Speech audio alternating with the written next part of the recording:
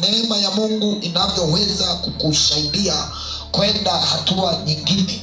Neema ya Mungu inavyoweza kukusaidia kwenda hatua nyingine. Neema ya Mungu inavyoweza kukusaidia kwenda hatua nyingine. Biblia inasema nini? Tito sura ya 2 mstari wa 11 na wa 12. Biblia inasema, Biblia inasema maana neema ya Mungu yaokoa. Neema ya Mungu inayookoa wanadamu wote, bila kujali umesoma haujasoma, bila kujali ni mnene ni mwembamba, bila kujali ni mfupi, bila kujali ni mrefu. Maana yake hii neema yaja bila upendeleo.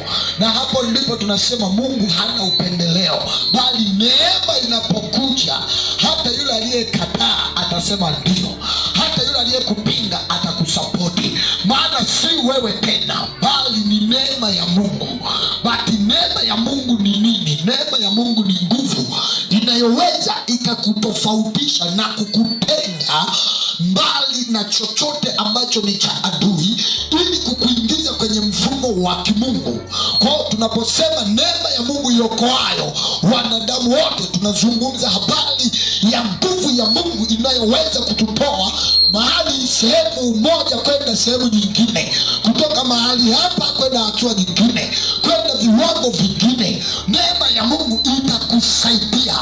Biblia inasema nini? Mandarabakatosh, imefunuliwa. Maana yake imewekwa wazi, haijafichwa tena, iko wazi. Sikia, neema ya Mungu inapokuja kama ilivyo na tabia yake kwamba imefunuliwa, basi nayo ina kazi ya kufunua. Bwana Yesu asifiwe. Bwana Yesu asifiwe. Imefunuliwa kwa akina nani? Ikiwa inaokoa wanadamu, basi imefunuliwa kwa wanadamu. Biblia inasemaje? Nayo yatufundisha kukataa ubaya. Neema hiyo ama hiyo nguvu ya Mungu inapokaa ndani yako ama inapofunuliwa kwako, inaanza kukutenga na ubaya, inaanza kukufundisha kukataa nini? Kukataa nini? Kanisa, kukataa nini? Kukataa nini? Ni nani kati yetu anayependa ubaya? Ubaya udwela, ubwela sijui ubaya hivyo. Wangapi mnapenda mabaya? Nyosha mkono. Wote hampendi mabaya. Lakini mimi nitakuombea leo mabaya yache ili umjue Mungu zaidi. Si ni sawa? Hapana. Lakini yeye amesema uchapa. Nani anayefurahia kuchapa? Haleluya. Okay. Kumbe hakuna mwanadamu anayependa mabaya, but why tunajikuta tuko kwenye mabaya? Kama haupendi, maana yake unajaribu kuniambia kwamba nitajitahidi kujua na kukimbia dalili zote za mambo mabaya. Biblia inasema hiyo neema inapofunuliwa inatufundisha kukataa mabaya. Alafu na tamaa za kidunia. Kuna tamaa za kidunia. Kama kuna tamaa za kidunia, kuna tamaa za kimbingu. Natamani kwenda mbinguni, natamani kwenda mbinguni, natamani kwenda mbinguni kwa Bwana, nikaimbe na malaika, nikaimbe na malaika, nikaimbe na malaika. Wapi? Mbinguni. Okay. Tamaa inazaa kutamani. Neno tamani inatokana na tamaa. Biblia inasema ndani ya tamaa kuna nguvu inayokupa kuto kutulia, inakupa kufurukuta, inakupa kuto kutulia mpaka jambo limetokea. Bwana Yesu asifiwe. Bwana Yesu asifiwe. Nini unachotamani? Anasema enyi watoto wadogo, yatamanini maziwa yasiyogoshwa. Unatamani nini? Unapokuja ibadani unatamani nini? Unapokuja hekaluni unatamani nini? Umepokea wokovu unamaanisha nini? Ama una kiu na njaa ya namna gani kwenye huo wokovu? Kwa hiyo Mungu anaposema ya kwamba hiyo neema yatufundisha kukataa tamaa za kidunia, kuna tamaa za kidunia ambazo tamaa ya kidunia 1, 2, 3, tamaa ya kidunia 4, 5, wizi. Vizuri. 7, 8. Mnajifanya mwelewi, mnayajua vizuri sana. Kuiba mme wa mwenzio, kubeba mke wa mwenzio, kuiba, kutukana, kwa chakula cha mwenzio. Tamaa za kidunia. Maana ya dunia ni nini? Ni vitu vyote vinavyoonekana hapa na ni vya muda tu, vinaisha. Amen. Watu wanaosema tamaa za kidunia, maana yake ni vya muda kitambo tu, visivyo na faida yoyote kwako. Ukiiba kitu ambacho sio cha kwako, ukakipeleka ukahalalisha ni cha kwako, utakwenda kusaidia chochote? Zaidi utakaa na maumivu ndani yako na kuugua kwamba why nimefanya hivi. Mara nyingi tunapoambiwa kuepuka tamaa za ulimwengu na dunia hii, maana yake anataka mioyo yetu isikae maisha ya kujuta. Kwa sababu chochote unachokifanya kilicho cha hiana kwa mwenzio, utajuta baadaye. Kwa nafsi yako inakuwa kwenye kugulia. Lakini pia unakuwa umejitenga mbali na baraka zako, unajitenga mbali na kile ambacho Mungu alikuwa amekuandalia. Kwa unasababisha upigwe zaidi na mapepo, kwa sababu Mungu huwa hapigi, ila uruhusu mapigo yaje kwa mapepo ya kutandiki. Sio, unanielewa? Sio, unaelewa? Unasema mtumishi unamaanisha nini? Muulize Ayubu ukikutana naye.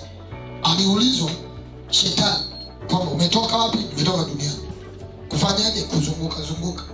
Akaulizwa umekutana na nani? Nimekutana na Ayubu. Vipi umemwona? Ni mkamilifu kwako, lakini kwa sababu ya mkono wako. Kwa hiyo ukiondoa tu mkono wako, ninamshughulikia naye anakuacha. Nasema hamna, hawezi akaniacha. Kaguse vyote ila usiguse roho yake. Nielewa ninachosema?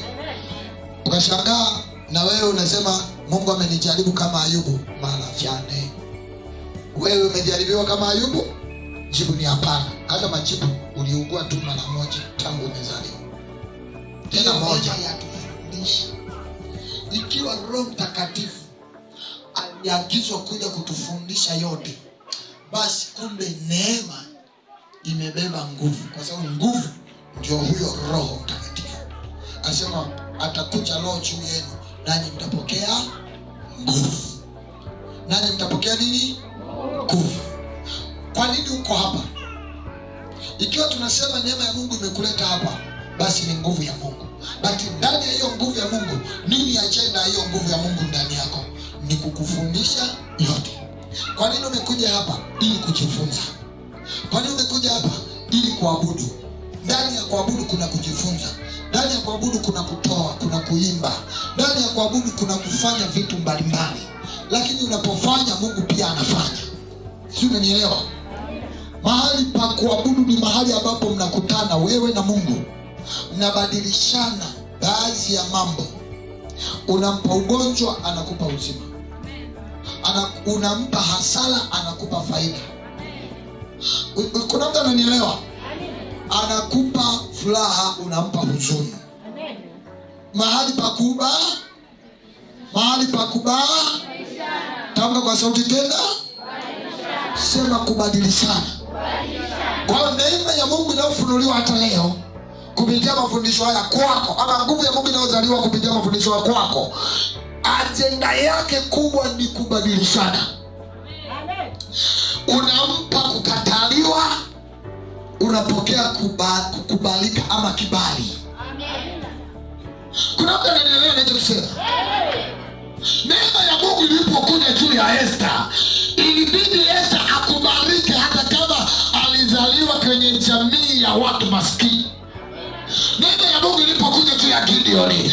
Akaenda kutambulikana kwamba ni shujaa katikati ya taifa la Manase ama kabila la Manase ambao walikuwa hawana kitu kapuku. Acheni kusinzia. Ugomvi wangu ni ninyi changamka.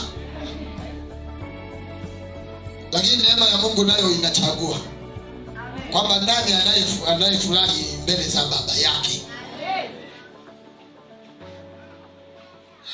Inatufundisha kukataa ubaya na tamaa za kidunia, na tamaa zote za kidunia, tupate kuishi kwa kiasi, tupate kuishi kwa kiasi. Mwambie jirani yako, jifunze kuishi kwa kiasi. Kula kwa kiasi, kuongea kwa kiasi. Na wewe ongezea mengine, nimeshakuonyesha njia. Kuneneva kwa kiasi. Asante sana mtoto. Kuneneva kwa kiasi. Nyingine yoyote hiyo unayoiona. Kwa kweli kutembea kwa kiasi. Kuna watu mnatembea sana, mtaa wa 7 mpaka wa 12. Hiyo nilisema kuongea kwa kiasi. Pale kuishi kwa kiasi. Na haki. Na utaua ni utakatifu. Katika ulimwengu huu wa sasa, maana ulimwengu wa zamani sijui ulikuwaje, lakini wa sasa unaonekana. Bwana Yesu asifiwe. Amen. Wa sasa unaona mambo yalivyo mabaya. Kwa unapokuwa mtu wa kiasi, maana yake unajiepusha na mabaya. Unapokuwa mtu wa kiasi unajiepusha na madhara ambayo sio ya lazima. Sio, unanielewa? Sio, unanielewa? Kwa mfano, mmepishana huko na mwenzio. Haupaswi kuonyesha sasa kwamba ulitokea ukoo fulani ama kabila fulani. Unatakiwa tu bora ukimbie mbio ili ujiepushe. Maana unaweza ukapata hasira hiyo kiasi unayosema, ukampandika mtu, kumbe ni hasira ya kibinadamu, sio ya kimungu. Unanielewa sasa? Kwa sababu hasira ya mwanadamu siku zote haitendi jema. Ya mwanadamu haitendi jema. But hasira ya Mungu inakupa kumtafuta Mungu na kukomandi viumbe vya kiroho kwamba Bwana shughulika na huyo, Bwana tenda na huyo, simama kama mwiba kwake. Unanielewa ninachosema? Hapo polisi haitakukamata. Sio, unanielewa? Lakini ukimpiga mtu jiwe, polisi itakukamata na unapelekwa sema, unakuwa na kesi. Inapokuja juu ya mwanadamu, kwa mfano, kwa nini Yesu anaitwa mwalimu mwema? Kwa nini anaitwa mwalimu mwema? Kwa sababu yeye ni neema. Kwani mmeokolewa kwa neema ya nani? Yale unayoyafanya hukutambulisha wewe, si ndio? Kwa kama Yesu amekuja na neema, jina lake lingine anaitwa neema. Neema ya Bwana wetu Yesu Kristo na upendo wa Mungu Baba. Kwa nini upendo usiwe kwa mwana? Kwa nini upendo unakuwa kwa baba? Kwa sababu upendo ndio unaotengeneza neema ya wewe kukubalika mahali. Sio, unanielewa ninachosema? Kwa Yesu ni mwana wa Mungu ingawa ni Mungu mwenyewe. Nasema ni Mungu kivipi? Ni Mungu kwa sababu hata baada ya kazi ya ulimwengu alirudi kwenye hali yake ya kiroho. Kwa hiyo Mungu ni roho. Maana Mungu hana mfupa, hana nyama. Alipotaka apate nyama, huyo roho ilibidi aingie kwenye mwili wa nyama wa Mariam, ambapo huyo Mariam salamu inakuja nayo imejaa neema. Luka 1:26. Bible inasema nini? Nikurudishe huko kwa jana. Bible inasemaje? Luka 1:26. Bible inasema mwezi wa sita malaika Gabrieli alitumwa na Mungu kwenda mpaka mji wa Galilaya uitwao Nazareti. Ndio, kwa mwanamwali. Leo tulioko hapa wote ni wanamwali. Uwe umeolewa, uwe umeoa, wote ni mwanamwali. Sio, unanielewa? Kwa nini? Damu ya Yesu iliyomwagika ilirudisha bikira ya kanisa. Unanielewa ninachosema? Mimi ni kanisa na wewe ni kanisa, na Kristo ndiye kichwa cha kanisa. Kwa hiyo tumebadilishwa na kufananishwa na yeye kwa sababu ya uthamani wa yeye. Damu iliyoingia ndani yetu ikatutakasa, ikatuosha, ikatufinyanga kwa upya, tukapata haki ya kufanyika wana wa Mungu. Kwa hiyo kama sisi ni wana wa Mungu, maana yake tunaye baba mmoja aitwaye Mungu Baba, ambaye ni muumbaji wa vyote. Na kwa sababu hiyo alipotaka aikomboe dunia yote, alitengeneza neema. Maana yake Yesu akaja kumfundisha kwanza. Aliwafundisha mitume wa kwanza ili watuletee na sisi. Kwa hiyo kwa elimu yao walioipokea kwa Kristo aliye mwalimu wa kweli, maana Yesu anasema mimi ndiye njia, kweli na huo uzima. Maana alipowafundisha akawaambia enendeni. Na hata leo tunaambiwa tuenende. Kwa nini? Kwa sababu tumeshaipokea elimu ya Kristo. Unanielewa ninachosema? Alipotufundisha ametuagiza tuenende tena. Kwa nini? Kwa sababu kuna wengine hawajafikiwa hiyo neema. Kwa hiyo tunapoipeleka neema ya Kristo kwao, inawafundisha kujua hapa nilipo sio mahali sahihi. Hili eneo sio la kwangu, maisha haya sio ya kwangu, tabia hii sio ya kwangu, maisha ninayoenenda katika dunia hii sistahili kuenenda nayo. Why? Kwa sababu Kristo aliye neema ametufundisha kupita katika njia ya kweli ambayo haina mawaa.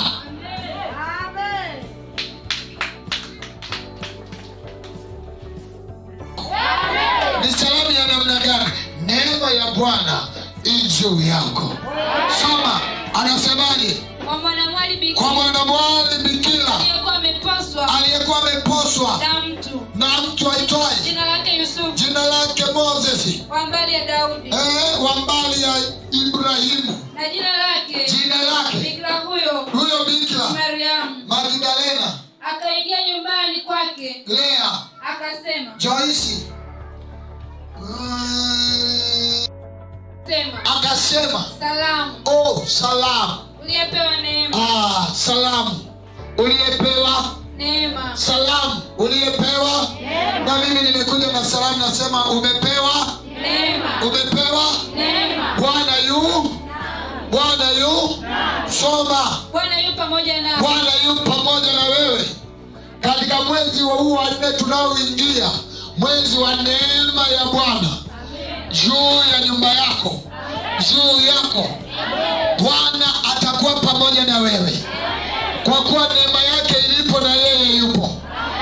Ilipo neema pana majawabu. Ilipo neema kuna ukombozi. Ilipo neema pana uzima. Ilipo neema pana afya. Ilipo neema kuna kuinuka. Ilipo neema kuna urejesho. Ilipo neema kuna kufurahi. Ilipo neema kuna kurejeshewa. Pokea neema ya Kristo mwezi huu wa 4, unatembea na neema ya Kristo. Mwezi wa 4 ni mwezi wa neema ya Kristo juu yako. Nasema salamu, salamu, salamu, salamu. Salamu kwako wewe kanisa la Bwana. Salamu kwako wewe bikira wa Kristo Yesu.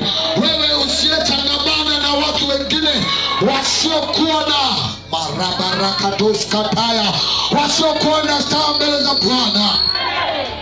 Wewe ni mtu uliyechaguliwa. Wewe ni mtu uliyepewa neema, na hiyo neema ya kufunua vile ulivyo wa thamani. Kazi ya neema inapokuja juu yako, inafunua uthamani ulionao.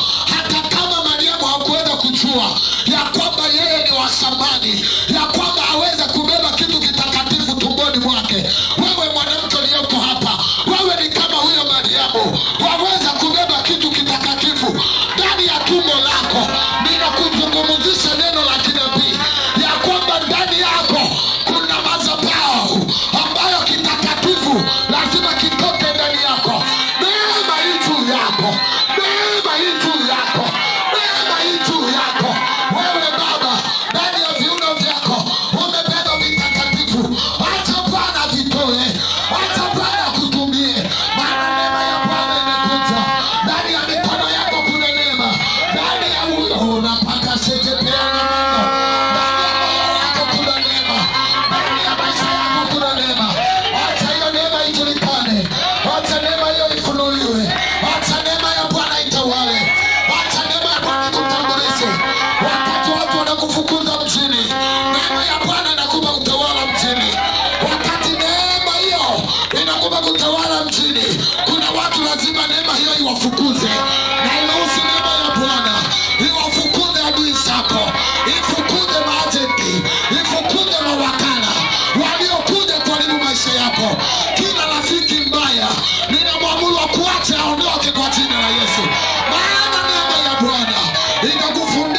yote, itakufundisha yote.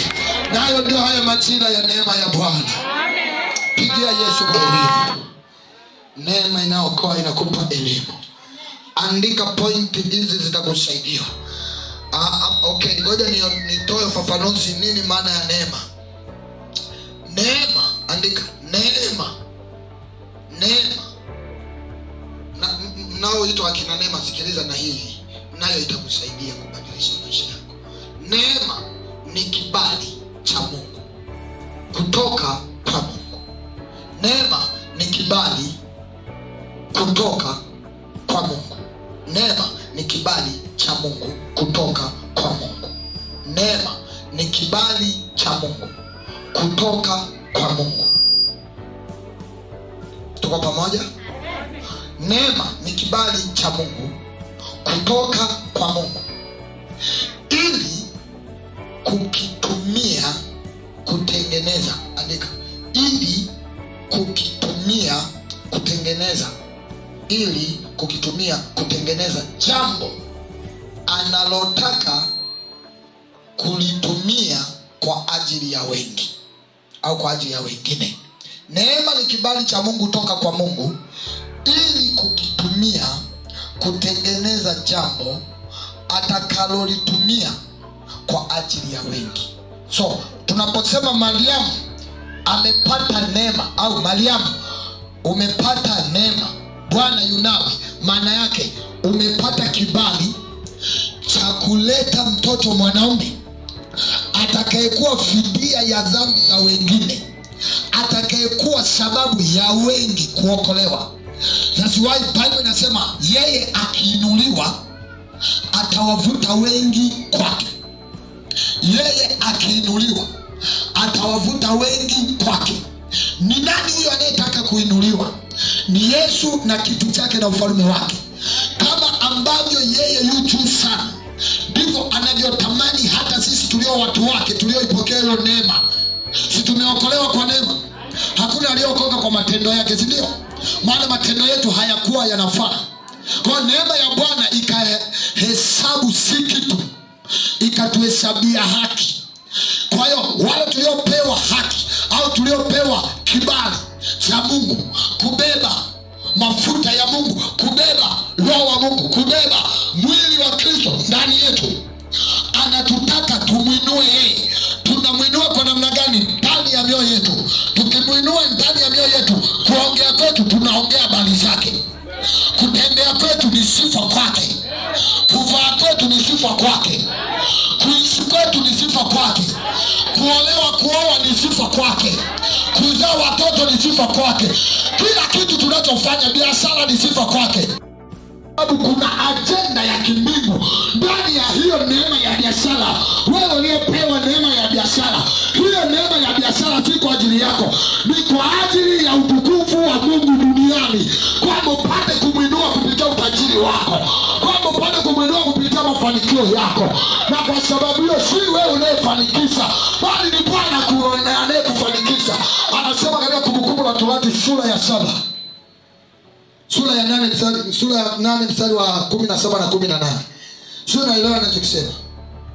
Sio naelewa anachokisema?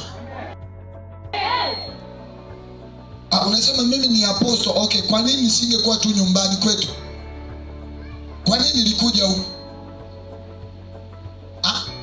Kwa nini nilikuja huko? Kwa nini wewe hujasali tu nyumbani? Kwa nini umekuja hapa? Halo? Kwa nini umekuja hapa? Kwa nini usingesali tu nyumbani? Maana yake tunapokusanyika hapa tunaunganisha zile neema, alafu tunatengeneza kitu cha pamoja kwa wengi. Kuna mtu ameelewa? Kuna mtu ameelewa? Kwa hiyo haupo hapa kwa ajili yako tu, upo hapa kwa ajili ya mwingine pia aliyoko kushoto kwako na kulia kwako. Sio hao tu, na wale ambao hawapo hapa walioko nyumbani, ambao umewaacha nyumbani, pia nao wanashiriki neema kwa sababu wewe uko hapa. Yesu wao unalazimika kuwaombea hata kama hawajakuambia kuwaombea. Kuna mtu ananielewa? Unalazimika kuwaombea hata kama hawajakuambia niombee.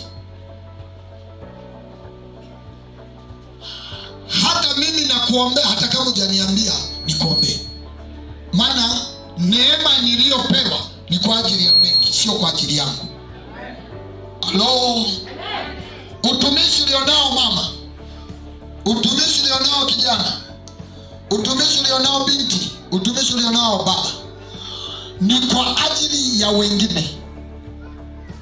Hao wengine si kwa manufaa yako, ni kwa ajili ya manufaa ya ufalme wa mbingu. Kwa Mariamu anapewa neema si kwa ajili yake na mume wake. Anapewa neema kwa ajili ya nini? Ya ufalme wa Mungu kuja duniani ili ulimwengu ukombolewe kwa mtu mmoja. Sema amen. Sema amen. Kwa kumbe Mariamu amepata hicho kibali ili wewe upate kibali. Alipata kibali ili wewe upate kibali. Alipata kibali ili wewe upate kibali. Kama angekataa, kwani Mungu alikosea kwenda kwake? Hapana, hakukosea. Maana yake katika Nazareti yote aliangalia, akaanguka, akaona ni huyu tu anayefaa. Bwana Yesu asifiwe. Bwana Yesu asifiwe. Na hata leo jicho la Mungu linapotupwa duniani, anaangalia, anakuona ni wewe unayefaa. Amina. Sina kwa shako. Sema amen. Amen. Tena. Amen. Narudia tena. Jicho la Mungu linapokuja duniani kutazama, haoni watu wengi, anaona mmoja ambaye ni wewe. Ni wewe ambaye umepata kibali mchana wa leo. Ni wewe uliyepata kibali mchana wa leo. I say is you, is you, is you. Ni wewe, ni wewe. Ni wewe uliyepata kibali. Wewe unatazama mtandaoni, ni wewe uliyepata kibali. Ujumbe huu unapokuja kwako, ni wewe uliyepata kibali. Mwingine atapata kibali kesho. Wewe uliyepata leo, pokea neema hiyo. Pokea neema hiyo. Pokea neema hiyo. Pokea neema hiyo. Receive that grace. Hello. I am fire. I am holy. Tuimbe. Supernatural in Jesus name. Utabaki kwenye nguvu ya asili kama Yesu alivyokuja na nguvu zake za asili. Kuongea kwake wakajua huyu sio wa kawaida. Hello. Hello. Kuongea kwake wakaona mbona naongea tofauti na watawala wetu. Mbona naongea kama mwenye mamlaka. Neema inapokuja utaongea kama mwenye mamlaka katika jina la Yesu. Neema inapokuja unaongea kama mwenye mamlaka. Na ndivyo ilivyo, neema imebeba mamlaka. Yesu alipokuja na neema hiyo, alitambulisha mamlaka yake. Wakasema, wewe tuambie, unafanya na kuyatenda haya kwa mamlaka ya nani? Yeye akasema, nileteni shilingi. Amen. Akataka kuwaonyesha tu kwamba, sikilizeni, hata mifumo ya fedha ni mamlaka yangu. Kwa nini? Kwa sababu ukiwa hapa duniani, huu ulimwengu ni wa kweli, lakini si ulimwengu unaendesha mambo ya kiroho, bali kiroho ndio kinaongoza mambo ya ulimwengu. Kwa wakasema ya kwamba hakuna mtu ambaye ana mamlaka yake. Akasema, mimi wa kwanza kwa baba, nimekuja na mamlaka ya baba yangu. Yesu alituonyesha njia ya kwamba na sisi tunayo mamlaka. Lakini ili uipate mamlaka lazima ukubali kuingia kwenye mfumo wa kwake. Unaitwa neema. Unaitwa neema. Unaitwa neema. Anasema wokovu. Anasema tunaokolewa kwa ile neema. Kwa neema ya Mungu inatupa wokovu, si ndio? Pigia Yesu makofi. Hallelujah. Walumi sura ya 5 mstari wa 15 na wa 16. Bible inasema nini? Biblia inasema. Bible inasema. Lakini karama ile. Karama ile ya. Endelea. haikuwa kama lile kosa. Kalama ile haikuwa kama lile kosa. Alafu kwa maana ikiwa kwa kukosa mtu mmoja kwa kukosa yule mmoja wengi walikufa. Nani aliyekosa wa kwanza na wengi tukafa? Sema Adamu. Sema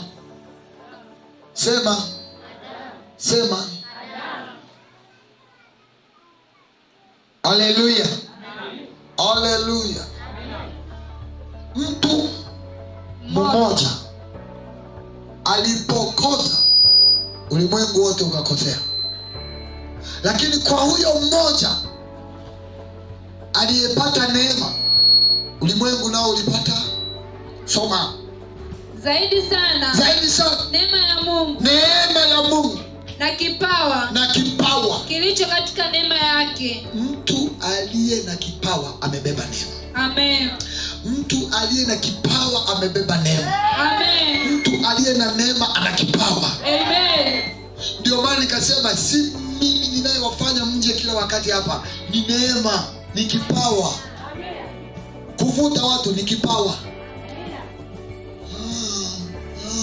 Ni kipawa. Pokea kipawa kwa jina la Yesu. Sikiliza, kwa nini tunahitaji neema ya Mungu? Inakuja na kipawa, inakuja na nguvu ya ku-attract. Say amen somebody. Say amen somebody. Say amen. Sikiliza, neema ya Mungu ilipokuja, ilikuja na vipawa. Ndio maana nasema ya kwamba yeye alipopaa pale juu, aliteka akagawa nini? Vipawa. Maana akaachilia neema. Je, unawendaje kusema mimi sina neema? Hello? Unaendaje kusema wewe huna neema? Na hali umo ndani ya kanisa, umo ndani ya hema kama na hii. Mwangalie jirani yako. Umemwona? Mwambie wewe ni neema. Haijalishi umevaa suruali au gauni, wewe ni neema. Kama mtu anauza bangi anaitwa bangi. Kama mtu anauza mayai anaitwa mayai. Kama mtu anauza machungwa anaitwa machungwa.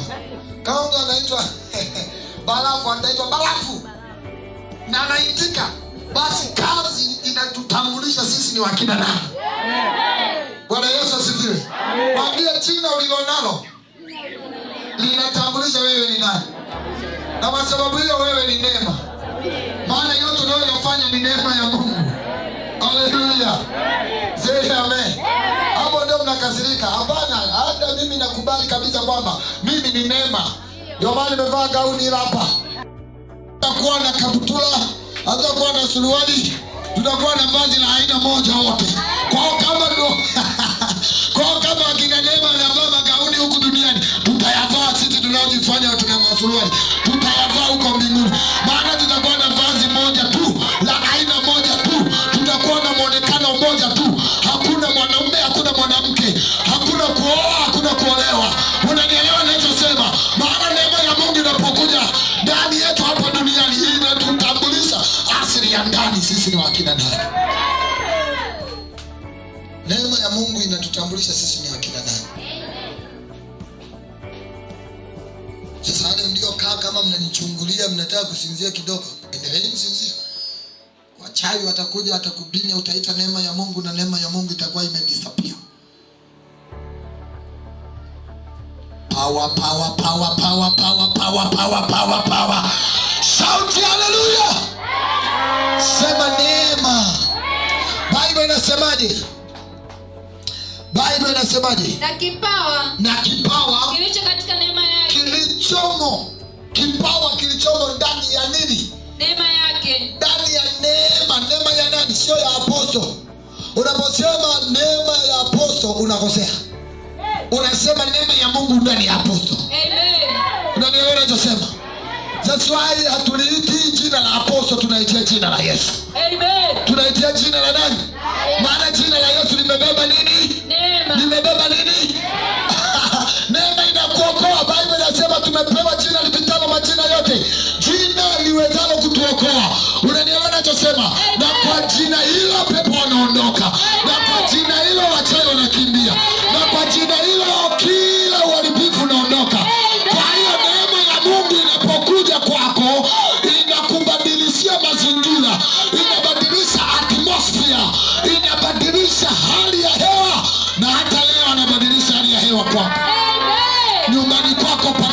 tumebadilishwa. Amen. Haleluya. Amen. Tumebadilishwa twafanana na yeye.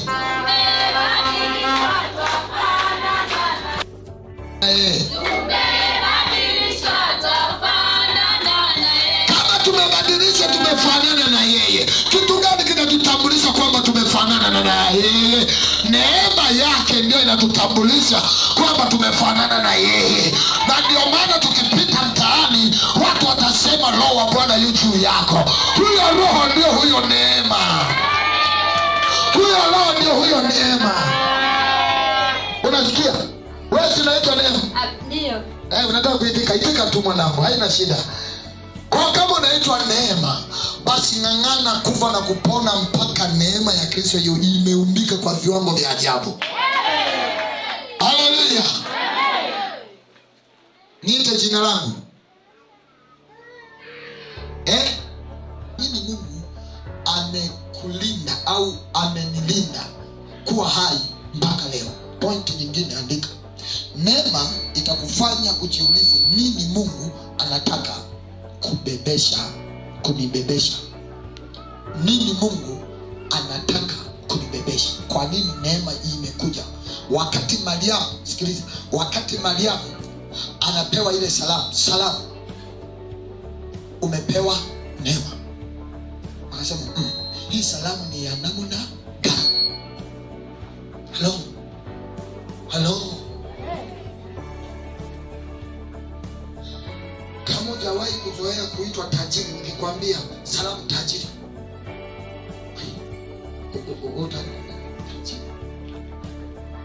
utaanza kupiga picha ndani ya nyumba yako vile ambavyo umezaliwa. Utaanza kuangalia ukoo wako, ni tajiri, utajidharau. Lakini kumbe kinachozungumzwa ni kile kilichomo ndani yako, ila ukijui. Wakati Mariamu anaambiwa salamu, uliyepewa neema, salamu, uliyepewa.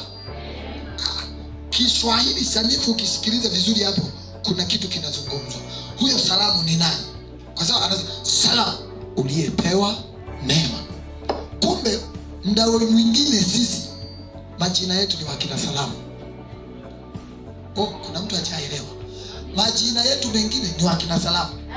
Umewahi kujifikiria kwa nini tu ukikutana na mtu salamu unasalimiana kwanza?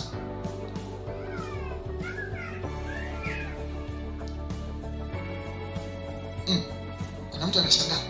Ukienda nyumbani ukakutana na wazee wako, huwezi ukawapita hapo ukaingia ndani kutafuta kiti ndio uje wasalimie.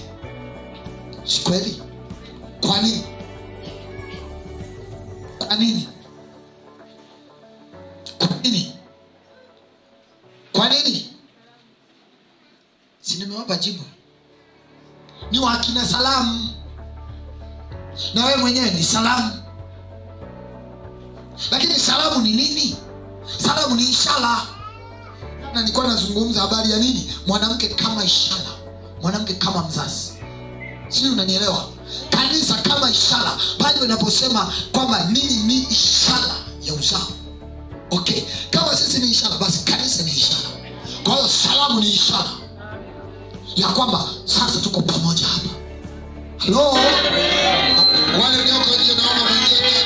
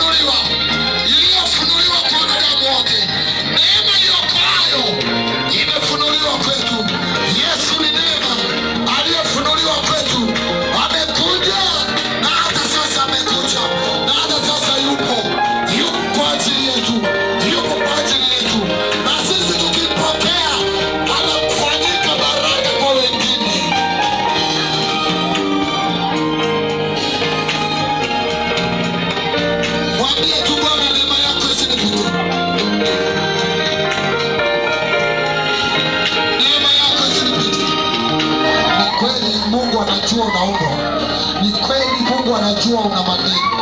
Ni kweli Mungu anajua umekataliwa. Ni kweli Mungu anajua unayo shida na majonzi. Lakini usiangalie hayo tena. Angalia msalaba, angalia msalaba. Maana neno la msalaba ni nguvu kwa wanaokolewa. Hii neema ni nguvu ya msalaba. Maana katika msalaba tulipata neema.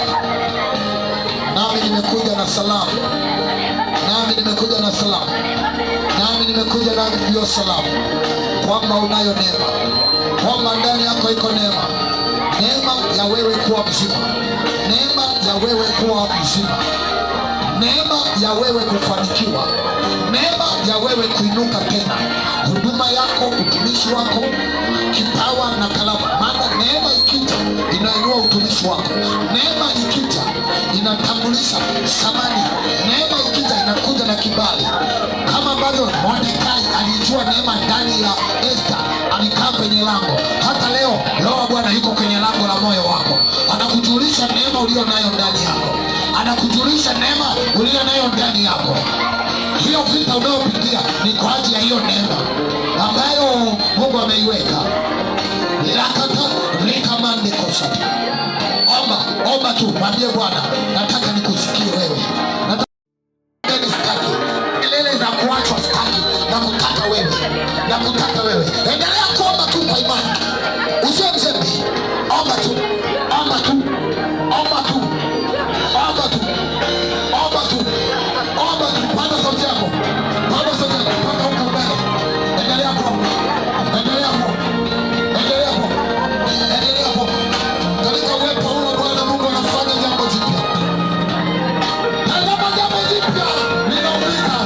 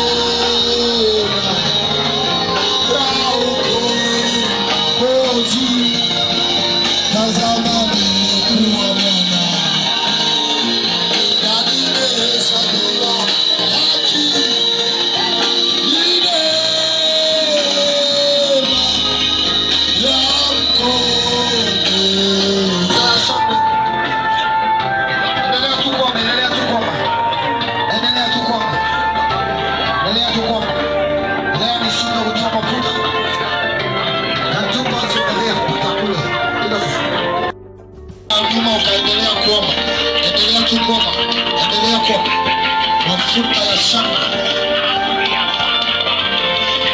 Nira yako inavunjika mama, wewe unapona kabisa. Au utarudi kama ulivyokuja. You see the power of healing.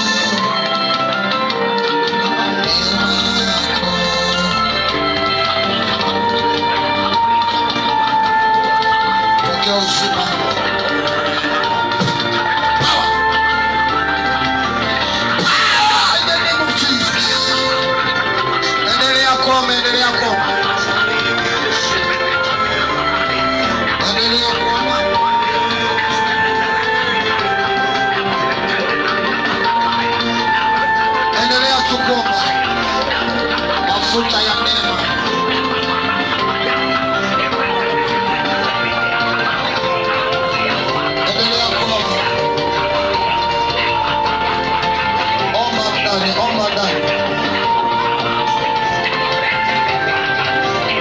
Omba ndani, omba ndani.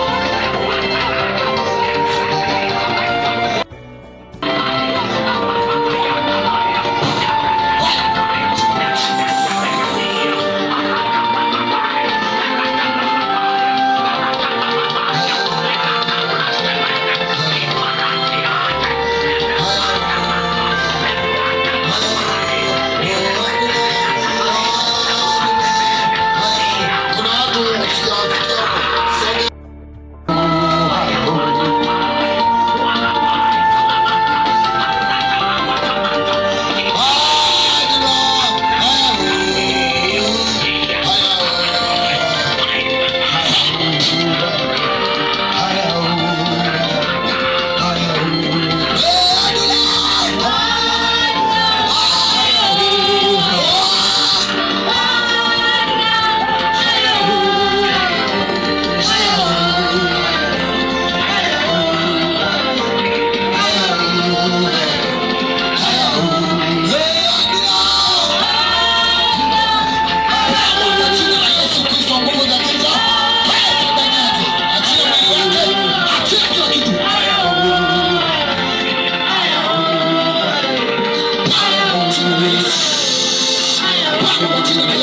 Power,